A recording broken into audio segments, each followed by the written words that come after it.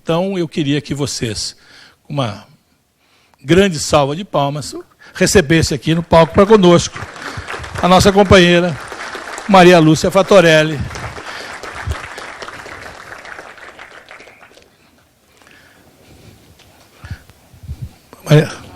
Maria Lúcia, a palavra é sua, é uma honra muito grande tê-la aqui, viu? Muito obrigada, doutor Antônio Neto, muito obrigada a todas e todos, um ótimo dia, desejo um ótimo seminário de pauta para todos vocês durante esses 3 dias, né? São 3 dias, e é uma honra muito grande para mim e para nossa organização, Auditoria Cidadã da Dívida, receber o convite para participar desse importante momento de reflexão que vocês vão ter aqui. E eu quero iniciar parabenizando por pautar o tema, porque realmente, como o doutor Antônio falou, é um tema fora do debate. Não se discute, nem quando se pergunta, não é? Não se obtém a resposta, né? Então, eu vou pedir os amigos ali para colocar as telas da palestra que eu preparei para vocês. Eu vou tratar exatamente dessa questão da dívida pública e do impacto desse esquema para os trabalhadores, tá? Então, eu vou iniciar lembrando de alguns dados que todos vocês já sabem. É só, como o doutor Antônio falou, nós vamos aqui nesses 2 primeiros dias nos situarmos, né? Onde é que nós estamos pisando para tratar da campanha salarial. Então, é muito importante isso, vocês vão estar ajudando não só a categoria de vocês, mas toda a classe trabalhadora ao fazer essa discussão, né? Primeiro, né, em que país nascemos, né? Que país é esse? O Brasil é hoje 9ª potência mundial. Até poucos dias atrás era considerado 7ª potência mundial. Com essa queda do PIB, caímos aí para a 9ª. Nós temos imensas potencialidades. Somos um país marcado pela abundância. Nós temos a maior reserva de nióbio do mundo. O Brasil tem 95% do nióbio do mundo. O Canadá tem 2%. 2%. E com o nióbio, o Canadá garante saúde e educação de primeiríssima qualidade, de graça, para toda a população. Isso aí só para começar. E ele tem 2%. Nós temos 95%. Nós temos a 3ª maior reserva de petróleo do mundo, segundo o Sindicato dos Petroleiros do Rio de Janeiro. Nós temos a maior reserva de água potável do mundo. A maior área agriculturável do mundo. Tá? Porque tem países que têm extensão territorial maior do que o Brasil, mas não são terras agriculturáveis. São desertos, por exemplo, o Saara, né? Terras lá montanhosas em outros países, como a Rússia, etc. China também. Nós temos riquezas minerais diversas, não só o nióbio, o petróleo, mas várias outras riquezas minerais, ouro, prata, pedras e terras raras, que inclusive tem pesquisas de medicamentos com terras raras que só existem no Brasil. E diante da falta de investimento em tecnologia, estamos exportando terra. Tem empresa estrangeira vindo aqui levando terra. Riquezas biológicas de todas as naturezas, fauna e flora. Em uma extensão territorial, continental, e falamos o mesmo idioma. Isso é uma riqueza também. Eu tive a oportunidade de ir à Bélgica, um país do tamanho de Alagoas, falam 3 línguas. Ficaram 2 anos sem presidente da República, porque não chegava à conclusão qual seria a língua do representante do país. Então, nós temos mais essa riqueza. Um clima favorável. Países do norte ficam metade do ano debaixo de neve, furacão, nós não temos nada disso. Potencial energético, industrial, comercial, riqueza humana e cultural. Esse é o nosso país. E qual que é a conjuntura? Qual que é o modelo econômico? um modelo econômico que desperdiça tudo isso, foca na concentração de renda e riqueza, joga mais da metade da população na pobreza e miséria, nega direitos sociais. Uma desordem total, uma coisa inaceitável. E a dívida pública tem um papel fundamental. Porque aí você tem uma dívida muito grande, você tem que cortar tudo, não pode fazer investimento, e etc, etc, etc, humilhado, e tem que entregar patrimônio para pagar essa dívida. É esse o esquema que a gente vai tentar desvendar, né? Então, alguns dados dessa desordem aí do modelo econômico. Para começar, não tem regulamentação sobre o nióbio. O nióbio é tratado como uma propriedade privada. A empresa que explora é uma empresa limitada, não é nem uma SA, não tem nem que publicar balanço. Não temos nem... Ninguém sabe. O Congresso não regulamenta, o Executivo não regulamenta. Nós temos um modelo tributário injusto, às avessas. As grandes fortunas não pagam imposto no Brasil. Não há regulamentação. O imposto está previsto na Constituição, mas até hoje não foi regulamentado. As heranças pagam muito pouco. Lá fora, tem países que taxam as heranças em 60%. É por isso que os famosos criam fundações para não entregar a sua herança para o Estado. Aqui no Brasil, o limite dado pelo Senado é 8%. A maioria dos estados cobra 4%. Alguns nem cobram. Um dado recente que a Receita Federal divulgou, 0,5% da população economicamente ativa detém 30% da renda declarada à Receita Federal e 43% do patrimônio declarado à Receita Federal. Quer dizer, metade de 1% tem 43% do patrimônio. Esse é o dado da concentração e isso não é um acaso, isso decorre desse modelo tributário, que não tributa, por exemplo, lucros distribuídos. Nós temos, às vezes, declaração de um grande empresário que recebe 2 milhões por mês e não paga imposto, é isento. E um trabalhador que recebe R$2.000 e paga imposto. Tá? De renda, porque paga imposto em tudo que consome, né? Nós não podemos esquecer. Então, um dos itens dessa desordem é o modelo tributário injusto, regressivo. Cerca de 60% dos tributos cobrados no Brasil incidem sobre o consumo, de tal maneira que o miserável que ganha uma escola, vai à padaria, toma uma média de café com leite, paga o mesmo tributo que um milionário, bilionário, que vai lá comprar o seu café. Tá? Então, isso aí é um dos pontos que desorganizam o nosso país. O outro é o sistema da dívida. Tá? Nós falamos sistema, porque a dívida poderia ser uma coisa positiva.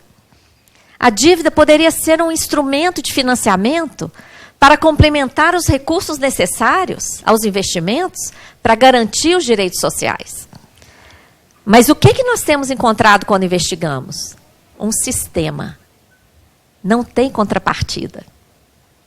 É um sistema, um grande mecanismo financeiro, como a gente vai falar. Quais as metas que regem o nosso modelo econômico? São metas de pleno emprego? Vida digna? Não. Metas estéreis. Superávit primário para garantir o pagamento de parte dos juros e meta de inflação. Num modelo ditado pelo FMI que não combate o tipo de inflação que existe no Brasil. O sistema de meta de inflações aqui, meta de inflação aqui no Brasil, tem duas pernas. Uma, juros altos. Sendo que a nossa inflação é provocada por aumento de preços administrados. Energia, telefonia, combustível, transporte e erros da política agrícola. E eu pergunto a vocês, subir juros vai baixar preço da energia? Vai baixar a gasolina? Tem nada a ver. Essa perna aí da política de meta de inflação é apenas uma desculpa para pagar essa taxa de juros abusiva que existe aqui no Brasil. A outra perna da política de inflação, base monetária bem baixinha. O que é a base monetária? Volume de moeda em circulação. Então, aqui no Brasil, a nossa base monetária é menos de 5% do PIB. Todas as grandes economias comparáveis ao Brasil, Rússia, Estados Unidos, China, Japão, países europeus, a base monetária, cerca de 40% do PIB. Aqui é menos de 5%. Então, o Brasil se transforma num país que não emite moeda, porque isso vai gerar inflação, segundo essa teoria ditada pelo FMI, mas emite dívida. E dívida que paga o maior juro do mundo, e que o banco compra, e que aí produz dinheiro, o banco produz moeda por meio de empréstimos. Quem está controlando isso? Não há. Não se pensa o Brasil, como a gente vai falar daqui a pouco. Outro item do modelo desorganizado: descontrole sobre a movimentação de capitais. Se um de nós, pobres mortais, quiser mandar um dinheiro para um filho que está estudando no exterior, nós vamos ter uma série de burocracia. Mas os bancos mandam para lá e para cá quantos bilhões querem por dia, quantos quiserem. Não há controle. E quando se tenta controlar, quando alguém fala nisso, se diz, se controlar, o capital foge. Por que foge? Porque não há controle. Então, esse aí anda ligado ao modelo tributário injusto, né? Temos que lutar por controle de capitais. O resultado é esse desenvolvimento socioeconômico travado, né? O gigante Brasil não atende aos direitos sociais fundamentais previstos na Constituição Federal, artigo 6º, diz que todo brasileiro, toda brasileira tem direito à saúde, educação, previdência, assistência, lazer, trabalho, emprego. O emprego é um direito sagrado, está lá na Constituição. Não cumpre. Infraestrutura atrasada. Atrasada. Nós poderíamos estar aí com trens por todo o Brasil, com energia limpa. Todas as pessoas com vida digna. Não tem reforma agrária. Qual é o espaço para reforma agrária? Num país cujo modelo é voltado para a concentração de renda. É incompatível. E isso desorganiza tudo. Porque aí a produção de alimentos fica prejudicada, alimento aqui é muito caro, porque as grandes extensões são ocupadas por latifúndios que produzem commodities, dólares, para pagar dívida. Não produzem alimentos, produzem commodities. E no meio disso tudo, política salarial restritiva. O povo tem que ganhar mal. Tem que ganhar mal para viver endividado e dar mais dinheiro ainda para o banco. O dinheiro não dá para viver. Tem um cálculo do DIEESE, o mínimo existencial para a pessoa sobreviver minimamente é de cerca de R$ 2.800. Ninguém poderia, nenhum trabalhador poderia ganhar menos de R$ 2.800. Isso é o mínimo. Pois aqui a tabela do imposto de renda começa em 1907, né, eu acho? 1900 e pouco.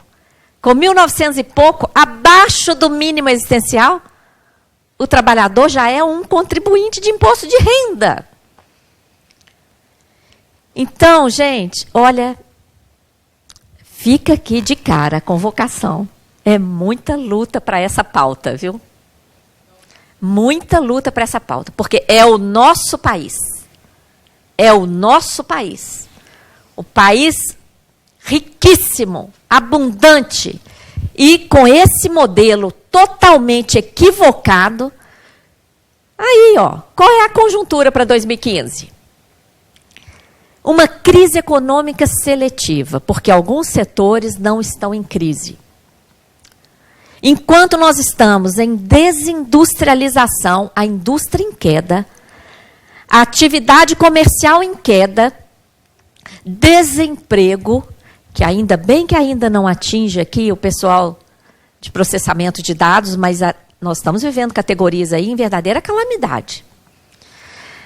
Perdas salariais, porque quando tem desemprego, você tem um contingente fora que aceita qualquer coisa. Então, isso leva à perda de quem está empregado. Privatizações, gente, nós estamos entregando patrimônio. Se nós criticávamos que na época do Fernando Henrique, as nossas empresas estratégicas e lucrativas foram privatizadas, o que nós estamos vendo agora nesse PIL, Programa de Investimento e Logística? Entrega de estrutura de Estado. Estamos privatizando portos, aeroportos, áreas estratégicas, estradas. Concessões são privatizações. O que é uma concessão por 60 anos? Que piada, que concessão? Isso é uma privatização? Depois de 60 anos, você não tem ninguém mais do Estado lá. Muito menos que isso, já não tem. Então, encolhimento do PIB. O gigante Brasil submetido a tudo isso. E eu botei aquele cartaz lá, está em inglês, né? Sabe por quê? A primeira fase do PIL, Programa de Investimento e Logística, foi apresentada no auditório do Goldman Sachs, em Nova York. Na mesma época que a presidente Dilma negou aquele convite do Obama para ir lá, porque aquela questão das escutas, ela aceitou o convite do banco Goldman Sachs. E todas as autoridades econômicas do país foram e apresentaram esse programa de investimento em logística, oferecendo investimentos para estrangeiros, em portos, aeroportos, estradas, etc., petróleo, com financiamento do BNDES. É isso. Então, a nossa crise é uma crise econômica seletiva, porque os bancos não estão em crise. Os bancos nunca lucraram tanto, né? Nós temos uma crise social decorrente dessa crise econômica, uma crise política, que o doutor Antônio já falou, nem precisa de falar, e a pauta é ajuste fiscal. Como? Corta direitos, corta investimentos, aumenta tributo, não qualquer tributo, né? O imposto sobre grandes fortunas, por exemplo, não está na pauta. E nós fizemos um cálculo, se nós cobrássemos 5% ao ano de fortunas acima de 50 milhões de reais. Então, gente, eu não estou falando de fortuna de quem tem uma casa, um sítio, 2 carros, não. Fortunas acima de 50 milhões. 5% por ano. Sabe quanto arrecadaríamos? 90 bilhões de reais. 3 vezes o déficit do orçamento lá que está sendo apresentado. Mas isso não está na pauta. O que está na pauta é CPMF, que vai onerar todo mundo, principalmente a indústria, que tem várias etapas, né? E privatizações. Esse é o ajuste fiscal, né? E, no meio disso tudo, o crescimento acelerado da dívida pública. Vocês sabiam que, neste ano, de janeiro a agosto, a dívida interna cresceu R$500 bilhão? Eu fotografei a tabela do Banco Central e botei aí, ó, porque quando eu falo, a primeira vez que eu falei isso, outro dia, algumas pessoas saíram da sala, falaram, essa mulher não vou escutar mais, não. Ninguém acredita. Então, agora eu estou fazendo assim, ó, tiro a foto lá da tabela do Banco Central. Vocês podem ver aqui, ó, aqui tem uma luzinha, né? Ó, em janeiro estava em 3 trilhões e 200, está vendo?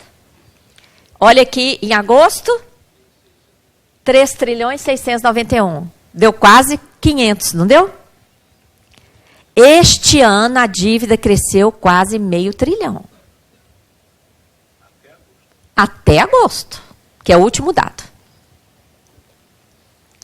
Gente, se nós contratamos dívida, se a dívida cresceu meio trilhão, onde entrou esse dinheiro? Se nós acabamos de ver que está desindustrialização, queda do comércio, queda do PIB. Onde é que foi? Que é isso? E mais, cresceu meio trilhão em que condições? A taxa básica, a básica, chega a 14,25%, a Selic. Mas se formos olhar por quanto o Banco Central está leiloando os títulos, leiloou agora, dia 29 de setembro, por 16,4%.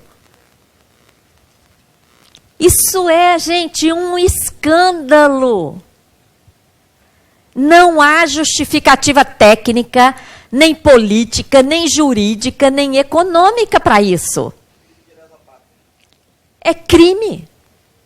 Não há justificativa para isso. Vocês sabem como são arbitradas essas taxas básicas Selic? O Copom atualmente, só 3, né? Ministro da Fazenda, Ministro do Planejamento e Banco Central, só. Antes do Copom decidir, o Banco Central convida especialistas para uma reunião. Quem são esses especialistas? 99% representantes do mercado financeiro, que vão lá dizer qual deve ser a expectativa de inflação, e o Brasil é um dos únicos países do mundo que garante para a dívida atualização monetária mensal cumulativa calculada pelo IGP, que pega expectativa de inflação, que pega variação cambial. É isso. É uma farra. E vai continuar sendo uma farra, enquanto quem paga a conta está calado.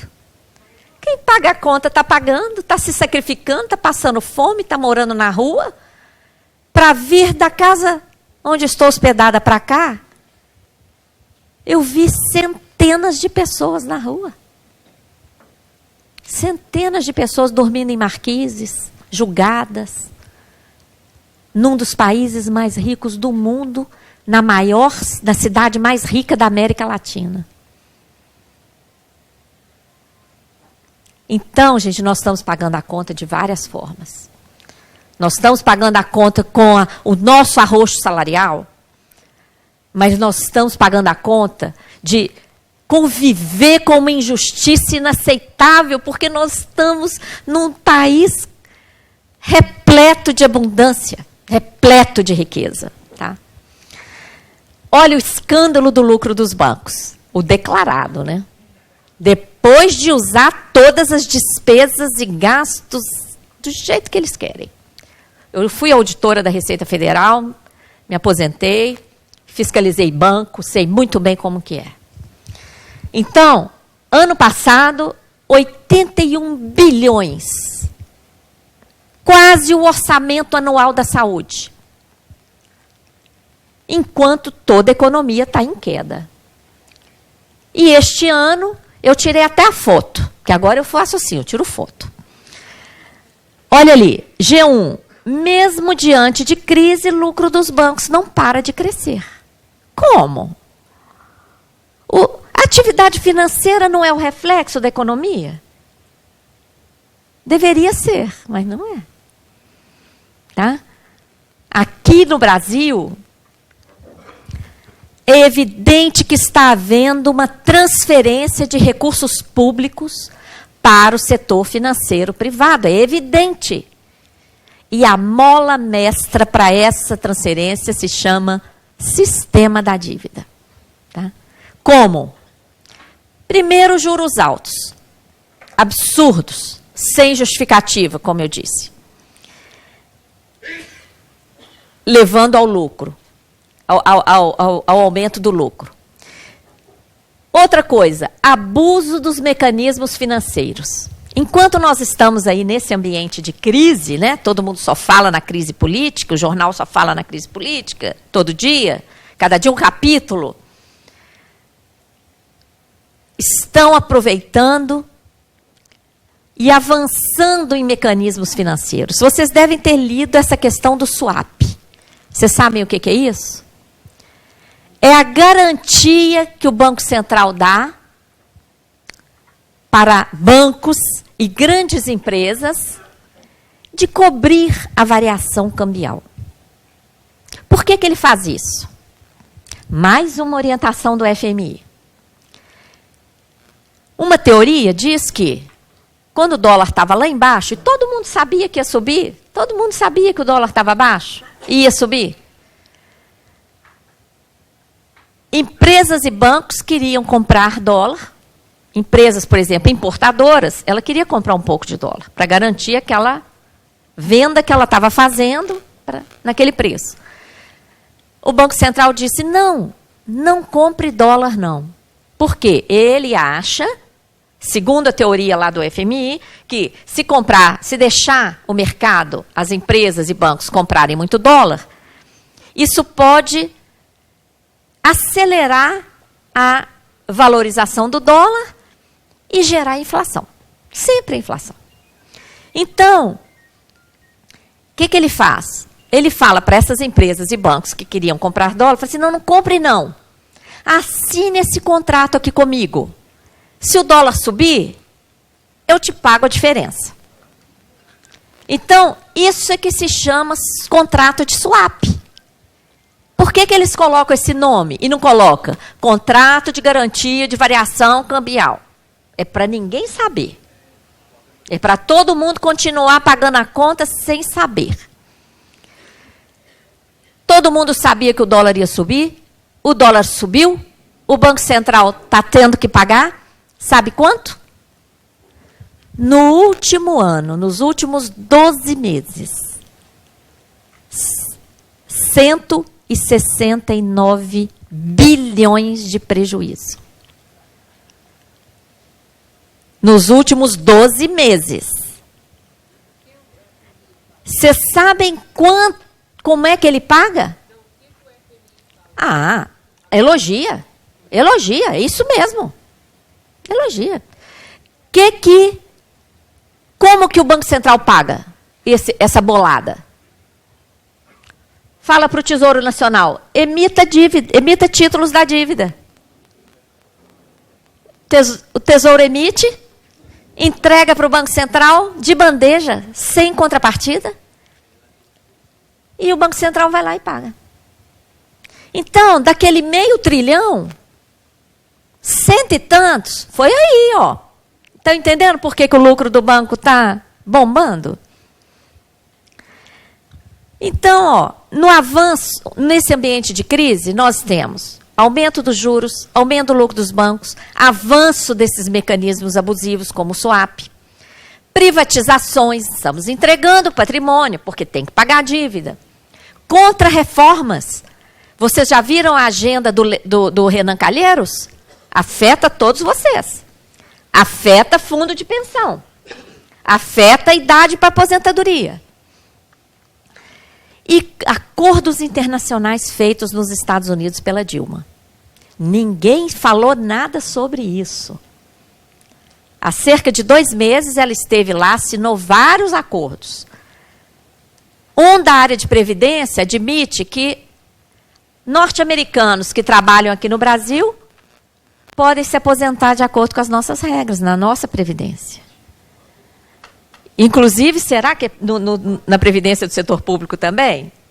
Que pagam 11% sobre o bruto e lá eles não pagam nada? Outro acordo, entrega a segurança da Amazônia para os Estados Unidos. Tem até um general que publicou um artigo sobre isso. Tá? E ninguém está falando nisso. Tá? E a desculpa para tudo isso, o que é?